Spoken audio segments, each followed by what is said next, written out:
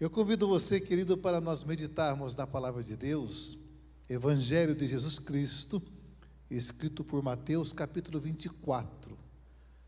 Mateus, capítulo 24, nós leremos apenas os 3 primeiros versículos, depois continuaremos meditando sobre o texto.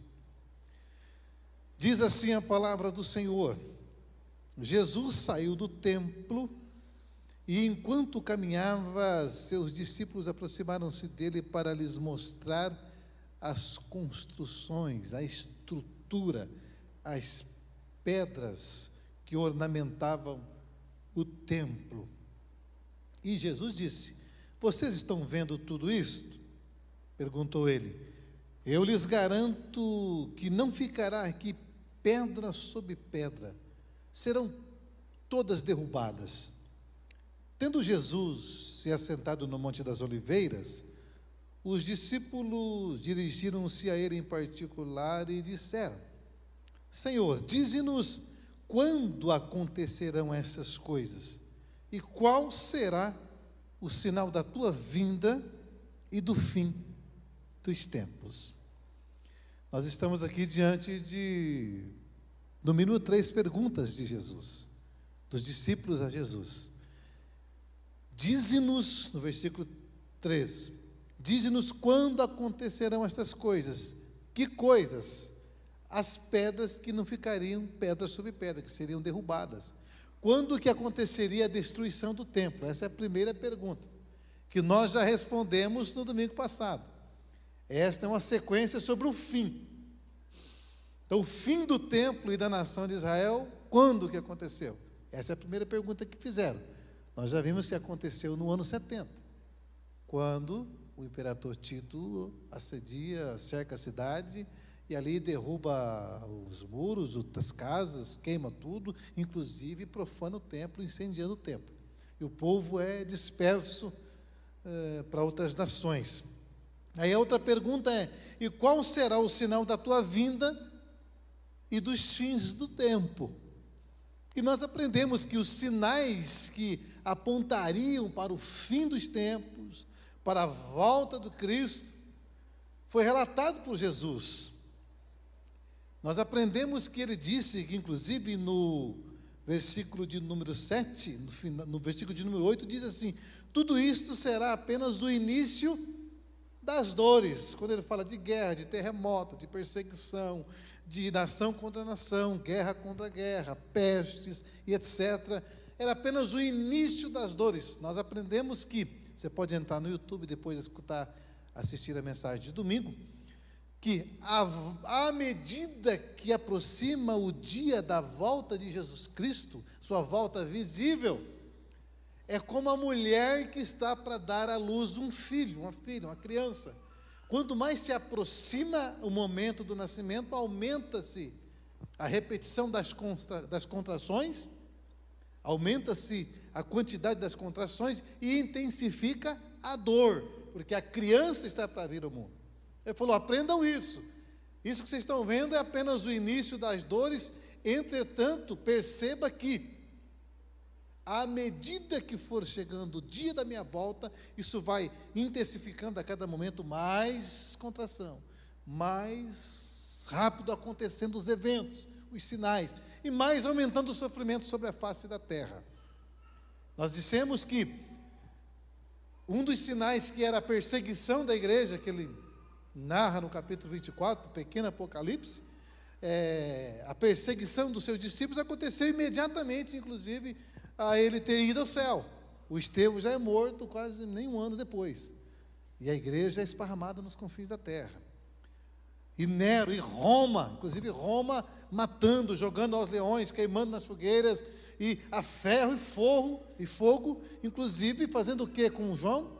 Exilando ele na ilha de Patmos para morrer lá. É onde ele escreve o Apocalipse. Ou seja, aconteceu. Nós dissemos que, eu estou só dando essa introdução para quem não estava domingo, nós dissemos que em cada geração acontece o Apocalipse.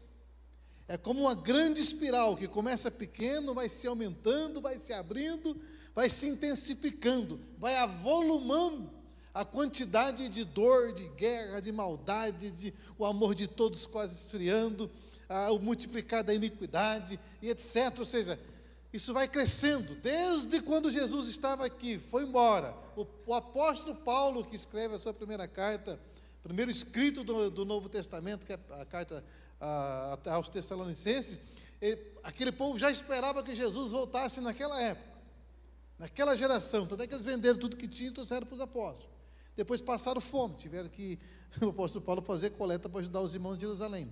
Porque eles achavam que Cristo voltaria naquela geração, naquele povo que chegaria o máximo ali a 40, a 70, 80 depois de Cristo, 40 anos depois da sua morte. Então, a cada geração que acontece o Apocalipse. Mas e Jesus vai voltar ou não? Essa foi a pergunta que nós fizemos.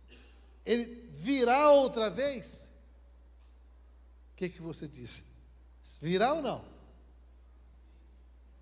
Sério? Tem certeza que ele voltará? Ó, a teologia, cadê? Claro que virá, ele falou que viria. Ele voltaria visivelmente. E hoje nós queremos falar sobre o fim a partir da perspectiva da vinda de Cristo. Mas que vinda é essa? É a vinda que acontece dentro da escatologia pentecostal, nova, americana, que nasce no conhecimento americano, onde diz que há essa linha de escatologia que diz que Jesus voltará, mas voltará no começo da tribulação. Ele não fala isso. Mas existem aqueles que dizem que a igreja não passará por tribulação, pela grande tribulação, que terá uma semana de anos. Eles pegam lá 70 semanas de ano, as 70 semanas de Daniel, e diz que a 69 se cumpriu literalmente, mas a última não, que vai ter 7 anos.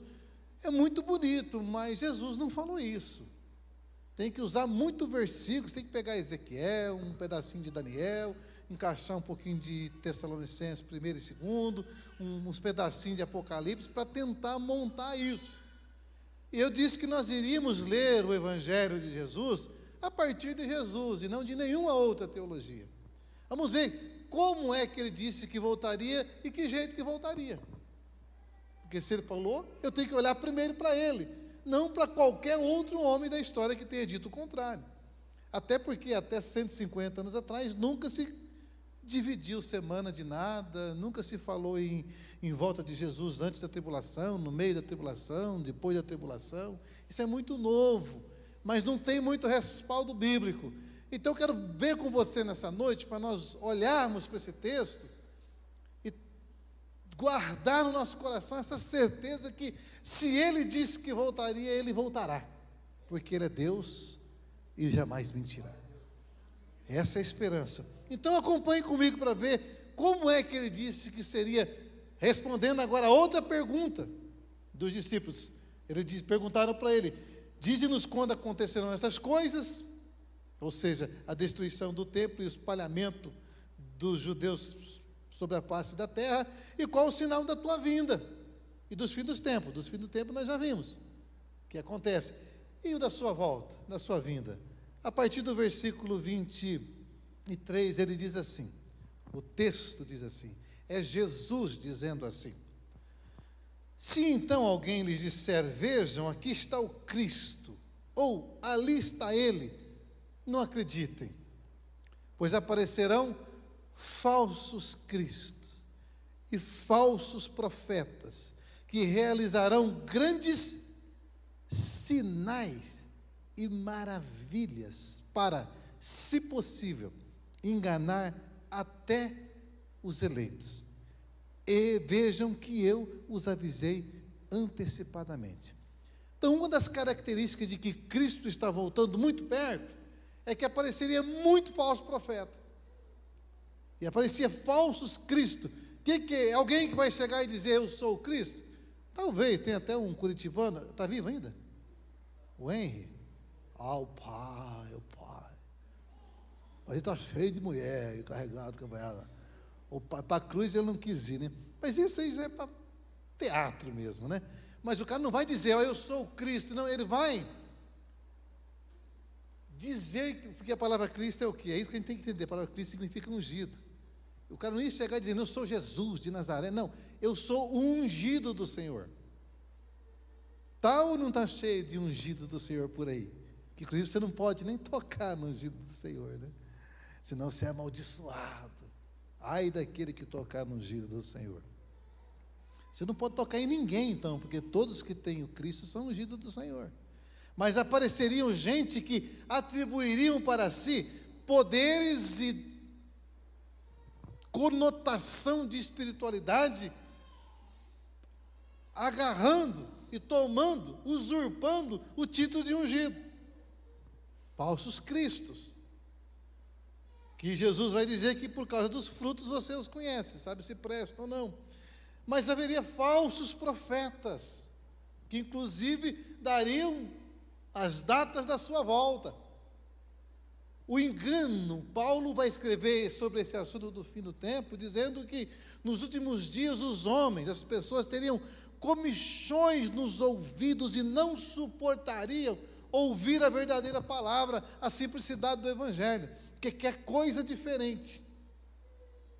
Ele quer modismo, quer uma liturgia que atenda o seu eu, o seu ego, as suas demandas, as demandas, inclusive, materiais. Queria novidades. Como diz o próprio Spurgeon, né, quantos anos eu queria que as igrejas, os templos, os encontros, os cultos, as celebrações, fossem lugares de entretenimento, que teria mais palhaços entretendo bode do que pastores cuidando de ovelha, nos nossos palcos, nos nossos púlpitos. E não é o que a gente vê. Tem coisa que você olha assim, que fala que é de Jesus, que é culto, que se você der uma olhada para o Evangelho, não faz sentido. Então é um dos sinais que Jesus está voltando. A relativização da verdade. É a minha verdade. É o meu jeito de ser. É o Deus de comércio. O Deus que eu apresento é um produto que eu vendo conforme o gosto do freguês. Eu desenvolvo uma relação com Deus de acordo com o meu apetite carnal, porque Paulo vai dizer que o Deus desse povo, dessa geração, é o estômago, é o ventre, é o consumo. Aí Jesus está dizendo, olha, cuidado, porque eu já avisei vocês antecipadamente. Quando que ele avisa isso? Antes de morrer, está indo aqui para Jerusalém, está indo para ser morto. Ele falou, cuidado, que um dos aspectos de que eu voltaria é isso, esse falso profeta, falso Cristo, falso ensinamento, e vai enganar muita gente. Fariam sinais e maravilhas. Por isso, quando eu chego, alguém me diz, nossa, você sabe que lá no tal lugar está acontecendo sinais, milagres e maravilhas, eu não me empolgo nem um pouquinho. Porque o lugar que mais aconteceu sinal e maravilha foi no deserto. Caía pão do céu toda noite, tinha nuvem de dias, coluna de fogo de noite, e perdizes, etc. E daí, morreu, ficou tudo no deserto. Aquela geração não entrou na terra prometida, nem o Moisés entrou. Então não me empolgo com sinal e maravilha, porque sinal e maravilha é muito bom, eu creio, eu já presenciei e oro para que aconteça, mas não significa que em acontecendo, aquele que é responsável pelo projeto, os que estão à frente, são validados. Não, às vezes é falso profeta, é falso Cristo que está fazendo.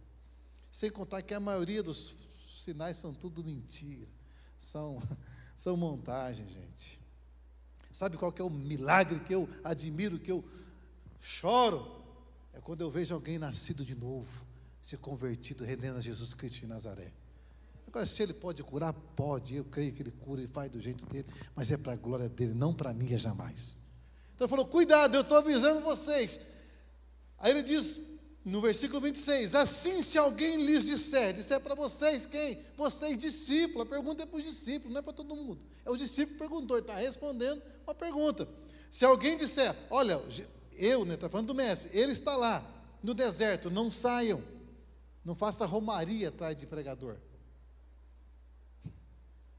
Não faça excursão para Israel, batizar no Jordão.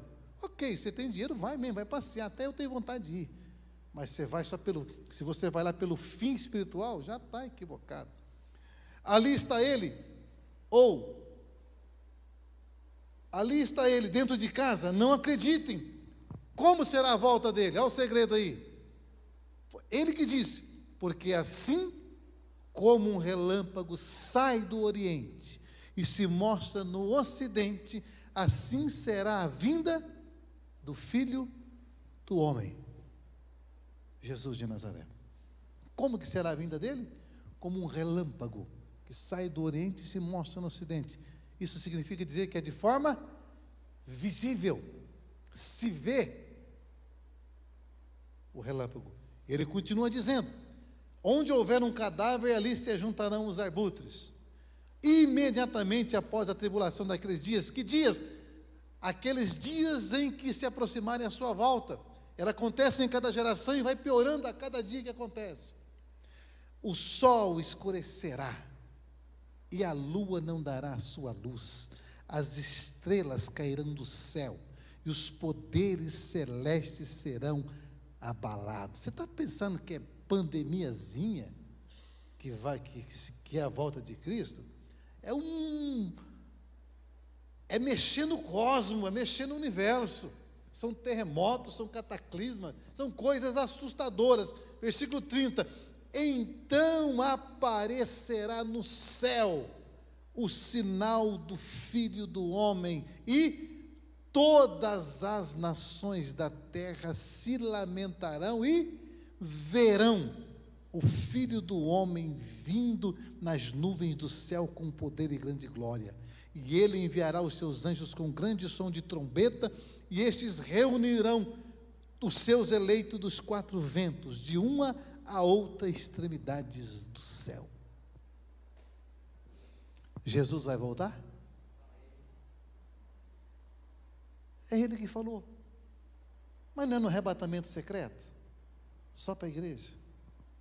Que ele volta, igual muitos de vocês aprenderam, eu também aprendi, na teologia dispensacionalista, onde se usa, dizer que ele voltará no começo, só para a igreja, ou alguns dizem que é no meio, que a igreja passaria só por 3 anos e meio, outros dizem que é no final, passou 7 anos de tribulação, e aí ele volta no final, só para a igreja, depois ele volta um dia para poder fazer o julgamento.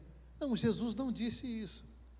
É teologia, é ponto de vista, mas ele diz que todo olho o verá, e todas as nações o verão e se lamentarão. Por quê? Lembra, ele está saindo do templo, falou assim: Jerusalém, Jerusalém, que matas os profetas e apedrejas daqueles que são enviados, quantas vezes eu quis reunir vocês, sarar vocês, curar vocês, como a galinha faz com os pintainhos, mas vocês não quiseram me aceitar, não permitiram. A casa de vocês, o templo e a cidade ficará deserta. Aí ele sai do templo, para nunca mais voltar para aquele templo, porque ele foi rejeitado. Aí vai para o Monte das Oliveiras e responde estas verdades. Que verdades? Que um dia, inclusive, aquele povo vai se lamentar porque rejeitaram ele como Messias, e sofrerá o castigo, e o castigo eterno na sua volta. Amados, é fruto e resultado de escolha, de rejeição. Nós temos 2 opções: aceitar ou não aceitar seguir a Cristo. É que a gente acha que o Cristo vem com um olhar fulminante, matando aquele que não quer. Não, é você que quer ou não encontrá-lo. Aí ele continua dizendo, os textos, nós vamos ler daqui a pouco, mas veja, é visível, não é secreto, não tem como inventar uma volta no meio, só para a igreja, e depois ele volta de novo. Não, não volta, ele que falou. Mas se você vai pegar então, por que você não olha então para 1 Tessalonicenses? 1 Tessalonicenses, Paulo diz que, olha, eu não quero que vocês sejam ignorantes com relação àqueles que já morreram, porque eles já criam que muitos tinham morrido, Cristo tinha voltado e eles tinham ficado. Ele escreve 1 Tessalonicenses, Israel ainda existia ali.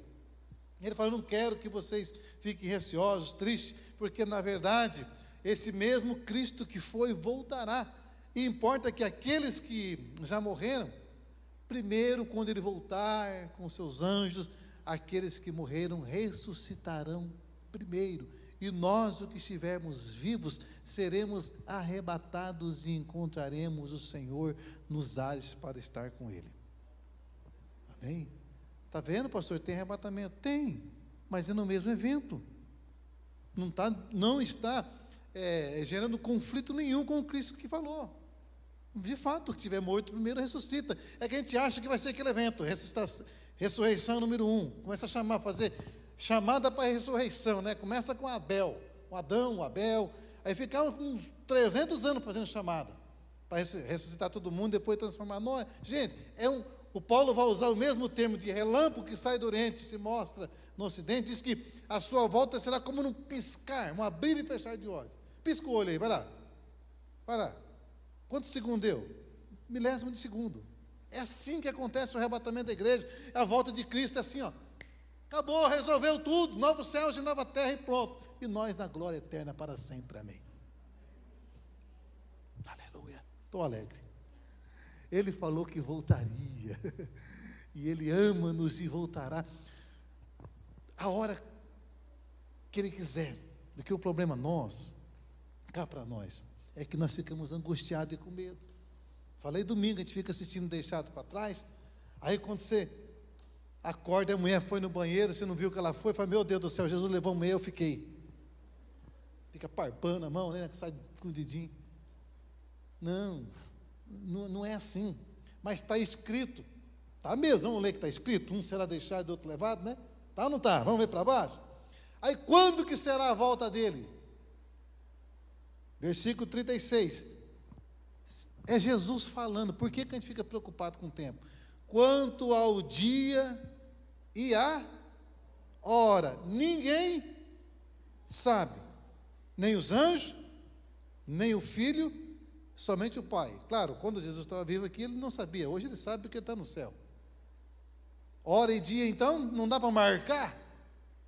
Ele falou que é só o Pai que sabe. Se é só o Pai, é só o Pai. Tem gente querendo ser Deus. Aí ele dá uns parâmetros de como seria. Como foi nos dias de Noé, assim também será na vinda do Filho do Homem. O que estava acontecendo no dia de Noé? Pois nos dias anteriores ao dilúvio, o povo vivia comendo, bebendo, casando-se e dando-se em casamento até o dia que Noé entrou na arca.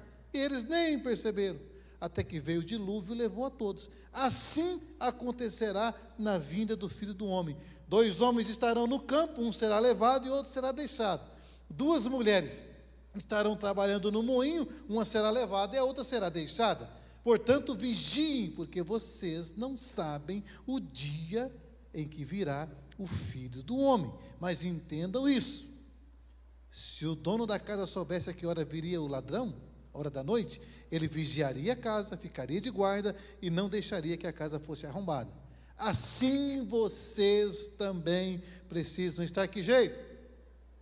Preparados, porque o Filho do Homem virá numa hora em que vocês menos esperam. Vamos ler junto? Assim, vocês também, todo mundo junto. Está muito ruim, tem que voltar para a classe do primeiro ano lá. Vamos lá, todo mundo junto. Assim, vocês...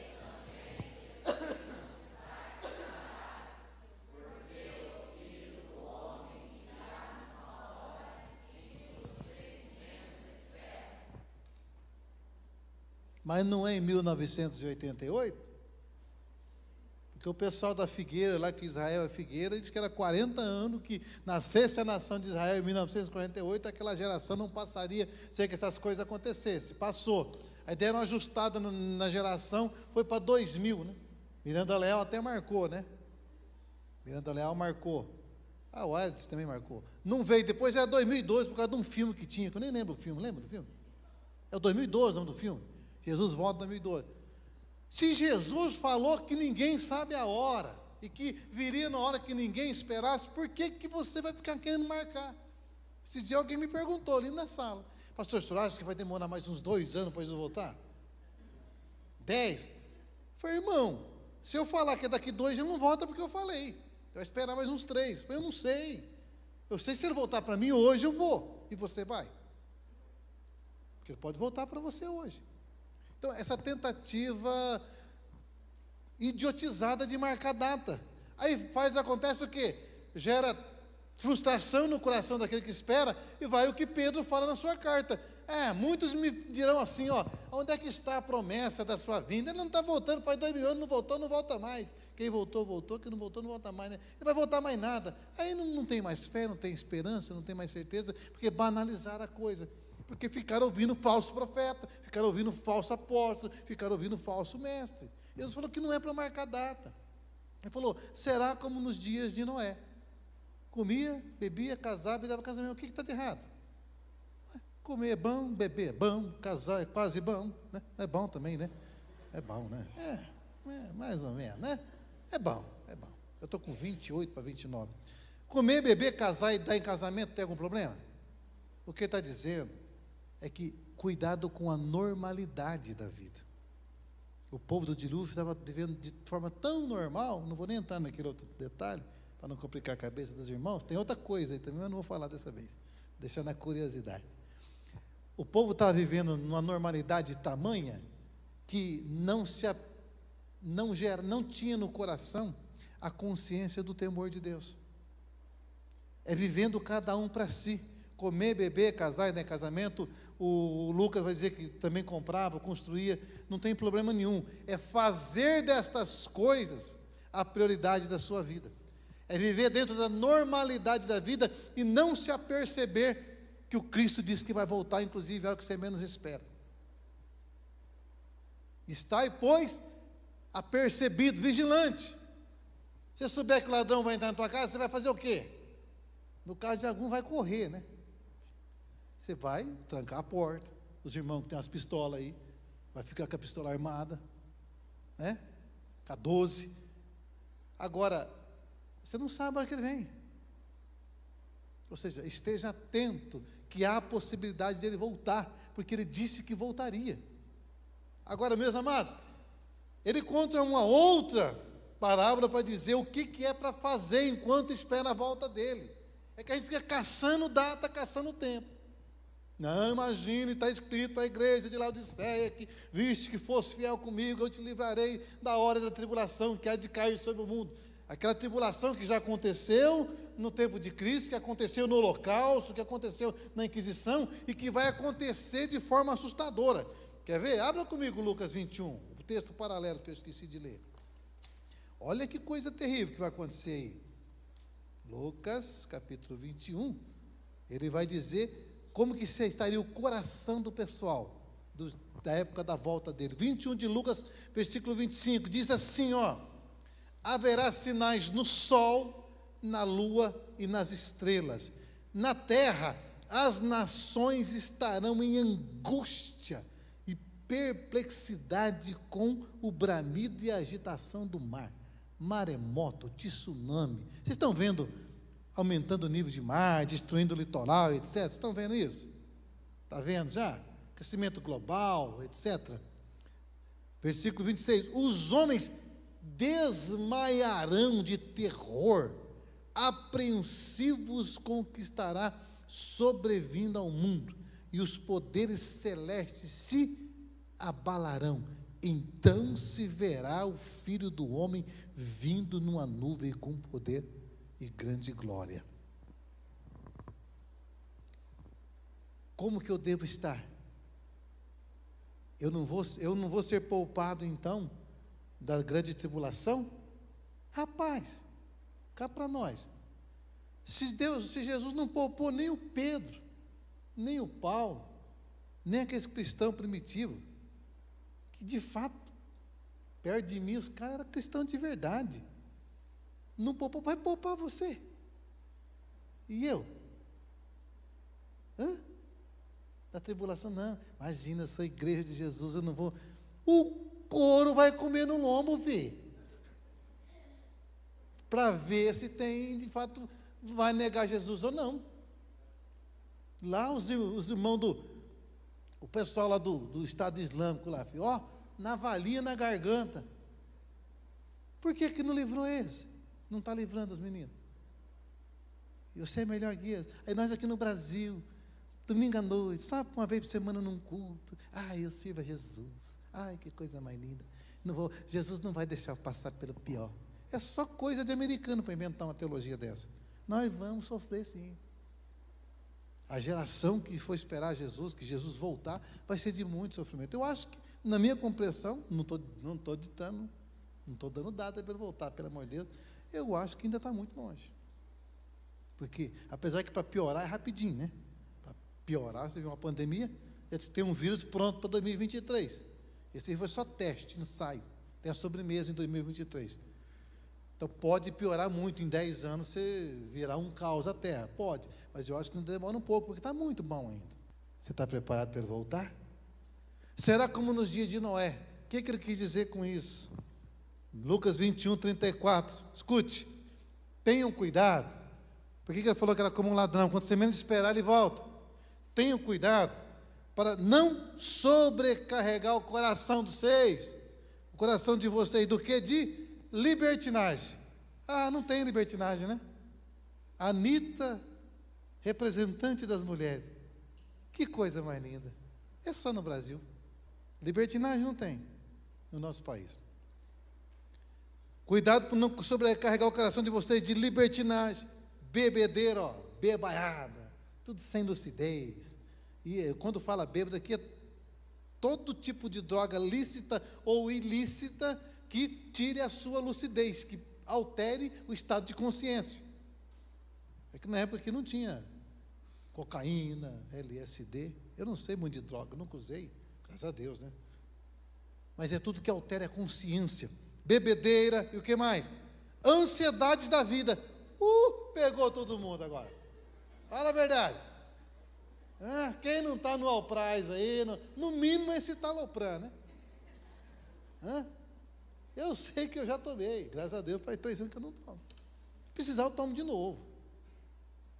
Ansiedade da vida. Cuidado para que a coisa do mundo, o consumismo, a loucura, os casar, o descasar, o comprar, o vender, não enche o coração de vocês de tal forma que vocês vivam só como máquina trabalhando. Daqui a pouco Jesus veio e você falou, cadê Jesus? Falou, já ficou. Só que não ficou esperando segunda chance durante a tribulação iminente, não. Chegou, ficou para o julgamento final e acabou. É o que está escrito no capítulo 25.